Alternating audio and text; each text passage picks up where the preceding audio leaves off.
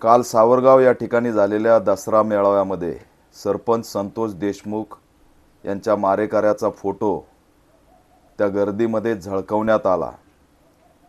राज्याचे गृहमंत्री, बीडचे पालकमंत्री आणि बीडचे पोलीस अधीक्षक यांना ऑल इंडिया पॅंथर सेना मागणी करत आहे की गुन्हेगाराचं उदातीकरण योग्य नाही। या आधी सुद्धा या आरोपीच्या नावाने घोषणा देण्यात आल्या आणि काल तर सपोर्ट म्हणून या आरोपीचं असणारं उदातीकरण करण्यात आलं। बीडचा कायदा व सुव्यवस्था पुन्हा बिघडण्याची शक्यता नाकारता येत नाही। ह्या ज्या कोण प्रवृत्ती ज्यांनी हे फोटो झळकवले त्यांना तातडीने ताब्यात घेतलं पाहिजे, गुन्हे दाखल केले पाहिजेत, कारवाई केली पाहिजे।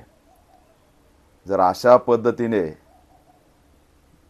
संतोष देशमुखची केस कोर्टात चालू असताना आणि राज्य आणि देशात गाजलेली केस असताना यातील आरोपीचे फोटो दाखवून हे काय साध्य करतायत, हे कुणाला दहशत निर्माण करतायत याची चौकशी झाली पाहिजे।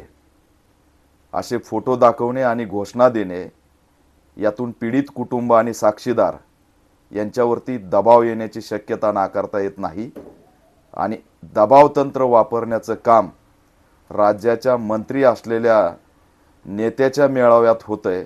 हे सुनियोजित झाल्याशिवाय होत नाही असा आमचा थेट आरोप आहे।